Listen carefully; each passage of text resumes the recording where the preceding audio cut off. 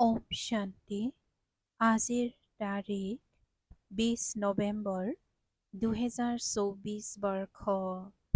প্ৰাতঃ মুৰলী বাপদাদা মধুবন। আজিৰ পিতাৰ অমৃতবাণী হৈছে, মৰমৰ সন্তানসকল, মনমনাভৱৰ বশীকৰণ মন্ত্ৰৰ দ্বাৰাই তোমালোকে মায়াৰ ওপৰত জয়ী হ'ব পাৰা। এইটো মন্ত্ৰই সকলোকে সোঁৱৰাই দিয়া। আৰু আজিৰ প্ৰশ্ন, এই বেসদৰ ড্ৰামাত সকলোতকৈ জবৰদস্ত চাকৰ কোন হয় আৰু কেনেকৈ? এই বেসদৰ ড্ৰামাত সকলোতকৈ জবৰদস্ত চাকৰ কোন কোন হয় আৰু কেনেকৈ? পিতাই উত্তৰত কৈছে, এই পুৰণি জগতৰ চাফ চিকুণ কৰোঁতা সকলোতকৈ জবৰদস্ত চাকৰ হৈছে প্ৰাকৃতিক দুৰ্যোগ। ধৰণী অস্থিৰ হয়, বানপানী আহে, চাফা হৈ যায়। ইয়াৰ বাবে ভগৱানে কাকো নিৰ্দেশ নিদিয়ে পিতাই কেনেকৈ সন্তানসকলক ধ্বংস কৰিব। এইটো ড্ৰামাত ভূমিকা আছে। ৰাৱণৰ ৰাজ্য নহয় জানো? ইয়াক ঈশ্বৰীয় দুৰ্যোগ বুলি কোৱা নহ'ব। ওম শান্তি। পিতাই সন্তানসকলক বুজায়, সন্তানসকল মনমনা ভৱ খোৱা। এনেকুৱা নহয় যে সন্তানসকলে বহি পিতাক বুজাব পাৰে। সন্তানসকলেতো নকয় শিৱ বাবা মনমনা ভৱ। নহয়, এনেইতো সন্তানসকলে পৰস্পৰ বহি বাৰ্তালাপ কৰে, ৰায় উলিয়ায়, কিন্তু যি মুখ্য মহামন্ত্ৰ সেয়াটো পিতায়ে দিয়ে। গুৰুসকলে মন্ত্ৰ দিয়ে। এইটো নিয়ম ক'ৰ পৰা ওলাল? এই পিতা যি নতুন সৃষ্টি ৰচনা কৰোঁতা, তেওঁৱে প্ৰথমে মনমনা ভৱ মন্ত্ৰ দিছিল। ইয়াৰ নামেই হ'ল বশীকৰণ মন্ত্ৰ, অৰ্থাৎ মায়াৰ ওপৰত জয়ী হোৱাৰ মন্ত্ৰ। এয়া কোনো ভিতৰত জপ কৰা নহয়, এয়াতো বুজিবলগীয়া কথা। পিতাই অৰ্থসহিত বুজায়। পিতাই অৰ্থসহিত বুজায়। গীতাত থাকিলেও কিন্তু অৰ্থ কোনেও নুবুজায়। এয়া গীতাৰ খণ্ডও হয়, মাত্ৰ নাম সলনি কৰি দিয়া হৈছে। কিমান ডাঙৰ ডাঙৰ কিতাপ আদি ভক্তি মাৰ্গত লিখা হৈছিল, বাস্তৱততো পিতাই বহি সন্তানসকলক বুজায়। পিতাৰ আত্মাত জ্ঞান আছে। সন্তানসকলৰো আত্মাইহে জ্ঞান ধাৰণ কৰে। বাকী এই চিত্ৰ আদিবোৰ তৈয়াৰ কৰি কেৱল সহজ কৰি দিয়া হৈছে। তোমালোক সন্তানসকলৰতো বুদ্ধিত এই সকলো জ্ঞান আছে। তোমালোকে সঠিকভাৱে জানা। এনেয়েতো সন্তানসকলে পৰস্পৰ বহি বাৰ্তালাপ কৰে, ৰায় উলিয়ায়, কিন্তু যি মুখ্য মহামন্ত্ৰ সেয়াটো পিতায়ে দিয়ে। গুৰুসকলে মন্ত্ৰ দিয়ে। এইটো নিয়ম ক'ৰ পৰা ওলাল? এই পিতা যি নতুন সৃষ্টি ৰচনা কৰোঁতা, তেওঁৱে প্ৰথমে মনমনা ভৱ মন্ত্ৰ দিছিল। ইয়াৰ নামেই হ'ল বশীকৰণ মন্ত্ৰ, অৰ্থাৎ মায়াৰ ওপৰত জয়ী হোৱাৰ মন্ত্ৰ। এয়া কোনো ভিতৰত জপ কৰা নহয়, এয়াতো বুজিবলগীয়া কথা। পিতাই অৰ্থসহিত বুজায়। গীতাত থাকিলেও কিন্তু অৰ্থ কোনেও নুবুজায়। এয়া গীতাৰ খণ্ডও হয়। পিতাই কৈছে যে গীতাত থাকিলেও কিন্তু অৰ্থ কোনেও নুবুজায়। এয়া গীতাৰ খণ্ডও হয়, মাত্ৰ নাম সলনি কৰি দিয়া হৈছে। কিমান ডাঙৰ ডাঙৰ কিতাপ আদি ভক্তি মাৰ্গত লিখা হৈছিল। বাস্তৱততো পিতাই বহি সন্তানসকলক বুজায়। পিতাৰ আত্মাত জ্ঞান আছে। সন্তানসকলৰো আত্মাইহে জ্ঞান ধাৰণ কৰে। বাকী এই চিত্ৰ আদিবোৰ তৈয়াৰ কৰি কেৱল সহজ কৰি দিয়া হৈছে। তোমালোক সন্তানসকলৰতো বুদ্ধিত এই সকলো জ্ঞান আছে। তোমালোকে সঠিকভাৱে জানা যে আমি সনাতন দেৱী দেৱতা ধৰ্ম আছিলোঁ আৰু কোনো খণ্ড নাছিল। তাৰ পাছত এই খণ্ডবোৰ যোগ হৈছে। তেন্তে সেইবোৰ চিত্ৰ এটা কোণাত ৰাখি থ'ব লাগে। য'ত তোমালোকে দেখুওৱা যে ভাৰতত এওঁলোকৰ ৰাজ্য আছিল, তেতিয়া অন্য কোনো ধৰ্ম নাছিল। এতিয়াতো কিমান ধৰ্ম আছে, পুনৰ এই সকলোবোৰ নাথাকিব। এয়া হৈছে পিতাৰ বুদ্ধি। এই লোকসকলৰ কিমান চিন্তা আদি লাগি থাকে। পিতাই আজি কৈছে যে এতিয়াতো কিমান ধৰ্ম আছে, পুনৰ এই সকলোবোৰ নাথাকিব। এয়া হৈছে পিতাৰ বুদ্ধি। এই লোকসকলৰ সেই লোকসকলৰ কিমান চিন্তা লাগি থাকে, তোমালোক সন্তানসকলে বুজি পোৱা যে এয়াতো একেবাৰে ঠিক। লিখাও আছে যে পিতা আহি ব্ৰহ্মা বাবাৰ দ্বাৰা স্থাপনা কৰিব কাৰ? নতুন সৃষ্টিৰ। যমুনাৰ কণ্ঠত ৰাজধানী, তাত এটাই ধৰ্ম থাকে, বৃক্ষ একেবাৰে সৰু, এই বৃক্ষৰ জ্ঞানো পিতাই দিয়ে। চক্ৰৰ জ্ঞান দিয়ে। সত্য যুগত এটাই ভাষা আছিল আৰু কোনো ভাষা নাথাকিব। তোমালোকে সিদ্ধ কৰিব পাৰা যে এইখনেই তোমালোকে সিদ্ধ কৰিব পাৰা যে এখনেই ভাৰত আছিল, এখনেই ৰাজ্য আছিল, এটাই ভাষা আছিল। স্বৰ্গত সুখ শান্তি আছিল, দুখৰ নাম চিহ্ন নাছিল। স্বাস্থ্য সম্পদ সুখ সকলো আছিল। ভাৰত যেতিয়া নতুন আছিল তেতিয়া আয়ুসো বহুত দীঘলীয়া আছিল, কাৰণ পবিত্ৰতা আছিল। পবিত্ৰতাত মনুষ্য স্বাস্থ্যৱান হৈ থাকে। অপবিত্ৰতাত চোৱা মনুষ্য কেনেকুৱা অৱস্থা হৈ যায়, বহি থাকোঁতেই অকাল মৃত্যু হৈ যায়, ডেকাও মৰি যায়, কিমান দুখ হয়। তাত অকাল মৃত্যু নহয়। পিতাই আজি কৈছে যে সত্য যুগত অকাল মৃত্যু নহয়, পূৰ্ণ বয়স্ক হয়, পূৰ্ণ আয়ুস জীয়াই থাকে, বৃদ্ধকাললৈকে কোনো নমৰে। কাৰোবাক বুজালে এইটো বুদ্ধিত ধাৰণ কৰাব লাগে। পিতাই আজি কৈছে যে সত্য যুগত অকাল মৃত্যু নহয়। ইয়াত বহি থাকোঁতেই অকাল মৃত্যু হৈ যায়, ডেকাও মৰি যায়, কিমান দুখ হয়। পিতাই কৈছে যে তাত অকাল মৃত্যু নহয়, পূৰ্ণ বয়স্ক হয়, পূৰ্ণ আয়ুস জীয়াই থাকে, বৃদ্ধকাললৈকে কোনো নমৰে। কাৰোবাক বুজালে এইটো বুদ্ধিত ধাৰণ কৰাব লাগে, বেসদৰ পিতাক স্মৰণ কৰা, তেওঁৱেই পতিত পাৱন, তেওঁৱেই সদ্গতিদাতা। তোমালোকৰ ওচৰত সেই নক্সাও থাকিব লাগে, যেতিয়া সিদ্ধ কৰি বুজাব পাৰিবা। আজিৰ নক্সা এয়া, কাইলৈ নক্সা এয়া। কিছুমানেতো ভাল ৰীতিৰে শুনেও এয়া সম্পূৰ্ণ বুজাব লাগে। এই ভাৰত হৈছে অবিনাশী খণ্ড। যেতিয়া এই দেৱী দেৱতাৰ ধৰ্ম আছিল তেতিয়া আৰু বেলেগ কোনো ধৰ্ম নাছিল। এতিয়া সেই আদি সনাতন দেৱী দেৱতা ধৰ্ম নাই। এয়া লক্ষ্মী নাৰায়ণ কলৈ গ'ল কোনেও ক'ব নোৱাৰিব। কাৰো সাহস নাই ক'বলৈ। তোমালোক সন্তানসকলে ভালদৰে ৰহস্যযুক্ত কথা বুজাব পাৰা। এই ক্ষেত্ৰত বিভ্ৰান্ত হোৱাৰ কোনো দৰকাৰ নাই। তোমালোকে সকলো জানা আৰু আকৌ পুনৰাবৃত্তিও কৰিব পাৰা। তোমালোকে যিকোনো লোককে সুধিব পাৰা, এওঁলোক কলৈ গ'ল? তোমালোকৰ প্ৰশ্ন শুনি আচম্বিত হৈ যাব। তোমালোকেতো নিশ্চয়তাৰে কোৱা, কেনেকৈ? এওঁলোকেও ৮৪ জন্ম লয়, বুদ্ধিতটো আছে নহয়। তোমালোকে তৎক্ষণাৎ ক'বা যে সত্য যুগত নতুন সৃষ্টিত আমাৰ ৰাজ্য আছিল। এটাই আদি সনাতন দেৱী দেৱতা ধৰ্ম আছিল, আন কোনো ধৰ্ম নাছিল। সকলো নতুন। প্ৰতিটো বস্তু শতপ্ৰধান হয়। সোণো কিমান প্ৰচুৰ পৰিমাণে আছিল, কিমান সহজে আহৰণ কৰে। যি আকৌ ইটাৰ ঘৰ আদি সাজে তাততো সকলো সোণৰ হয়। খনিবোৰ সকলো নতুন হ'ব, কৃত্ৰিমটো নোলায়, কাৰণ আচলটো বহুত আছে। এয়াত আচলৰ নামেই নাই। কৃত্ৰিমৰ কিমান প্ৰভাৱ, সেইবাবে কোৱা হয় মিছা মায়া, মিছা কায়া। সম্পত্তিও মিছা। এনেকুৱা হীৰা মুকুতা উলিয়াই যে গমেই পোৱা নাযায় যে সঁচা নে মিছা। ইমান প্ৰদৰ্শন কৰা হয় যে চিনাক্ত কৰিব নোৱাৰি সঁচা নে মিছা। তাততো এনেকুৱা মিছা বস্তু আদি নাথাকে। বিনাশ হ'লে তেতিয়া সকলো ধৰণীৰ তলত গুচি যায়। ইমান ডাঙৰ ডাঙৰ পাথৰ হীৰা আদি ঘৰত লগায়, সেইবোৰ ক'ৰ পৰা আহিল? কোনে সেয়া কাটে? ভাৰততো বহুত নিপুণ আছে, বুদ্ধিমান হৈ থাকিব লাগে। আকৌ তাত এই বুদ্ধিমত্তা লৈ আহিব।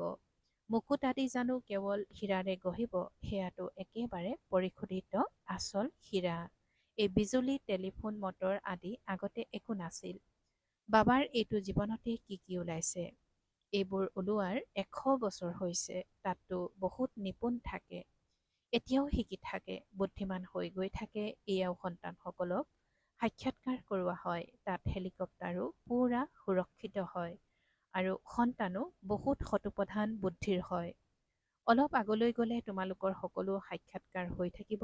যিমানে নিজৰ দেশৰ ওচৰত আহে তেতিয়া গছ বিৰিখ দেখা যায় নহয়।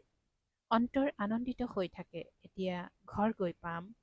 অন্তিমত তোমালোকৰো এনেকুৱা সাক্ষাৎকাৰ হৈ থাকিব। সন্তানসকলে বুজি পায় যে পিতা আটাইতকৈ মৰমৰ, তেওঁ হয় পৰম আত্মা।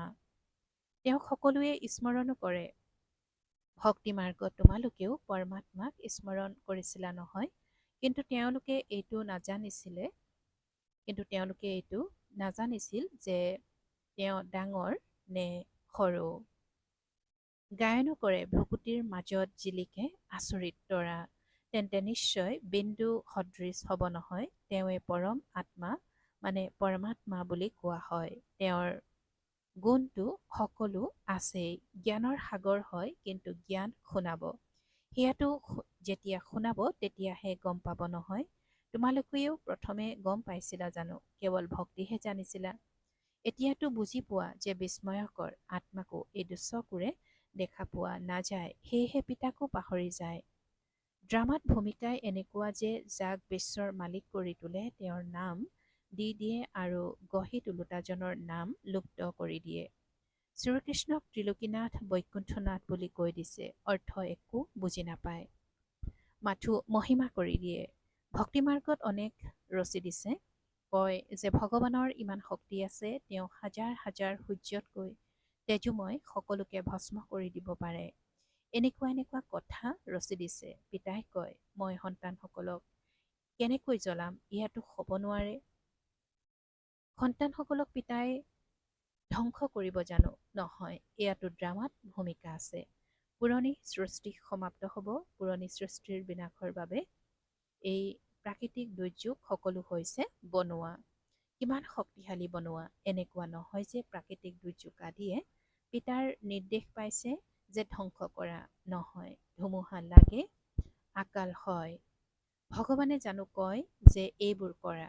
কেতিয়াও নকয়। ইয়াতো ড্ৰামাত ভূমিকা আছে। পিতাই নকয় যে বোমা তৈয়াৰ কৰা। এয়া সকলো ৰাৱণৰ মতে কব। এইখন ৰচি থোৱা ড্ৰামা। ৰাৱণৰ ৰাজ্য সেয়েহে আখুৰি বুদ্ধিৰ হৈ যায়।